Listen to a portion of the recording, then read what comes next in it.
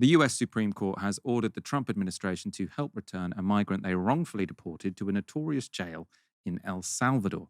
The case of 29-year-old Kilmar Abrego Garcia had shocked much of America and the world. The man who had the right to be in the United States and who has an American wife and son was picked up in March and deported to a Salvadorian jail. The White House went on to admit he had been sent wrongfully, but refused to allow him to return, as this report from early March explained. Tonight, the Trump administration acknowledging this man was inadvertently sent to a notorious mega prison in El Salvador because of an administrative error.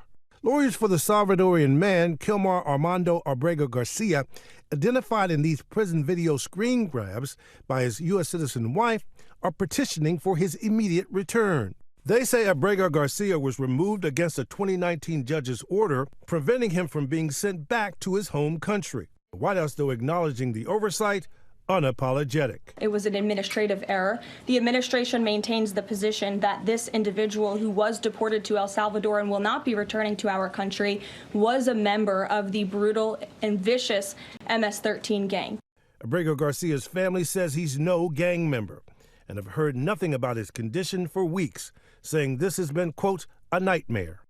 So that position from the American government, that the man was wrongfully deported, but that he still couldn't come back, that was challenged in a federal court in Maryland, and on April the 4th, a federal judge ordered that he be returned. That decision was appealed by the Trump administration, but the Supreme Court has now also ruled that Abrego Garcia must be returned.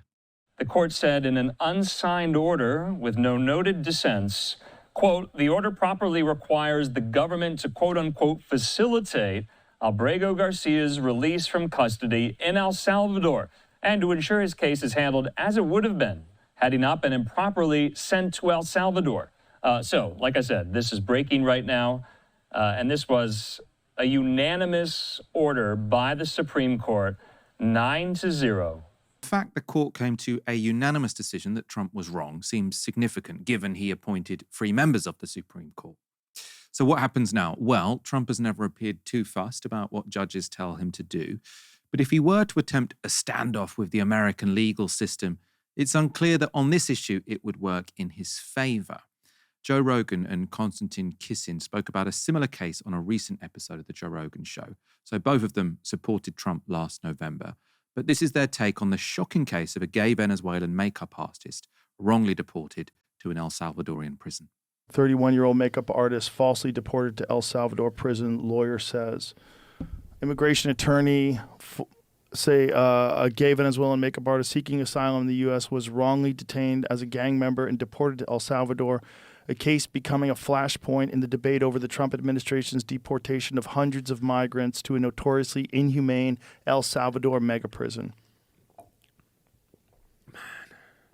So again, it's hard to know. It's hard to know what's real and what's not real. But if it is real, this is fucking horrible. But if you think about it, Joe, like I say, if you're rounding up hundreds of people, mistakes are going to get made because everyone's human. 100%. And you then have to have a system, I think, that allows you to amend and make adjustments for that. Yeah, absolutely. And it can't be bury your head in the sand and pretend it didn't happen. No. Yeah. And this is the trouble with government. The incentive structure is all wrong. Like, to admit that is now embarrassing. That's crazy. Right? So the mistakes like that have to be corrected if you want reasonable people to be on board with you. Correct. Yeah. Correct. Yeah. If you want, compassionate people to be on board with you, you can't deport gay hairdressers seeking asylum. That's fucking crazy. Yeah. And then throw them in an El Salvador prison. That's not even his country. Right. You deport people back to their country. Right. It's nuts. So that case was a slightly different one, but to the same prison. And you heard there sort of the people in that conversation, so Konstantin Kisin and Joe Rogan, sort of saying, if a mistake is made, you have to correct it. Whereas Donald Trump was saying in the case that we began this segment with, oh, we did deport this father mistakenly. It was an administrative error, but they still can't be returned. As I say, the Supreme Court have now overturned that decision. Will Trump do a standoff, given that even his fairly right-wing supporters think he's in the wrong? Aaron, what's your take on this? I think we're going to see more of this, Michael.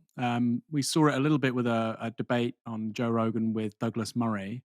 That there is a real tension, really, right now over the individual liberty stuff, free speech stuff. the idea of the state being a necessary evil, that classical liberal kind of view of it, which I think Konstantin Kisin and Joe Rogan probably have. Not that they have the same politics. I think Joe Rogan is quite left wing on some things. Actually, he favors a single payer healthcare model, for instance. But there is an instinctive libertarianism there in his politics. I think there is a huge tension in the Trump project and corralling the right around it, and more besides, in so much as you're talking about free speech, and then you are literally arresting student activists at various universities across the country who have the right to be in the US, who are studying in the US, for writing something down, for an opinion, not even for a protest in certain cases. Okay? Those people are now being arrested, and yet their right to free speech should be protected under the First Amendment. It's the same with regards to due process and the right to appeal, etc. These are all sacrosanct liberties for anybody who cares about freedom. But at the same time, Trump doesn't really believe in that stuff. And his political style his idiom is that of a strongman. His project is that of a strongman. Marco Rubio saying, "I can't find people quickly enough to throw them out." That is not somebody who particularly cares about due process and making sure you're getting things right, even if your project isn't particularly praiseworthy, at least by the conventions and norms of fairness and impartiality, getting things right, which they're not doing. So I think there's a massive tension there, Michael, within the right. And look, for a while, because of their resistance to the perceived left-wing project of wokeness and high inflation, etc., there was this beautiful moment where it all crystallized and Trump could get an electoral majority. I don't mean electoral college, I mean a majority of Americans, which Republicans hadn't got since 2004. Since 2004 election. It's the first time since 2004 Republican candidate got a majority of votes in an election. Not majority of the population, but a majority of people that voted in the most recent presidential election. And I think it's going to be quite hard to hold that coalition together when you have these really, really strong tensions of people that want centralized and coercive authority and people that believe in civil liberties. And I still, whatever you think of the American right, broadly speaking, I still think they tend towards the latter, particularly the American populist right. I don't mean the organizations and the politicians. I mean just people. Watching that debate, for instance, yesterday between Joe Rogan and Douglas Murray and a third person, a comedian, it was very obvious to me that the style of Douglas Murray was really at odds with the folk politics, which underpinned a lot of Trumpism, for better and worse. I'm a free individual. I can say what I like. There don't have to be consequences. Well, sometimes you shouldn't just be able to say what you like around, polio vaccines, actually. But broadly speaking, free speech is a good thing. And I watched that, and I looked at Douglas Murray, and he came across as censorious and hectoring. And I'm thinking, these guys do not belong under the same political tent. They really are in different worlds. And I think on a lot of issues, Michael, right to protest, like I say, First Amendment, free speech, Israel,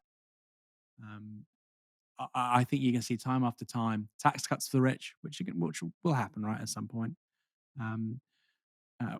Allegedly, these tariffs are going to pay for capital gains tax to be abolished, allegedly. I mean, although these tariffs aren't probably going to be around for much longer. I think on a lot of these issues, that Trump coalition is really going to fray. The good news, of course, for Trump and Republicans is that the Democrat Party don't have an alternative. They don't have an alternative. And I wouldn't be that surprised if Kamala Harris ran again in the next election. I really wouldn't be that surprised. Who have they got? Maybe Gavin Newsom. Maybe somebody will emerge in the next 3 years. A lot can change.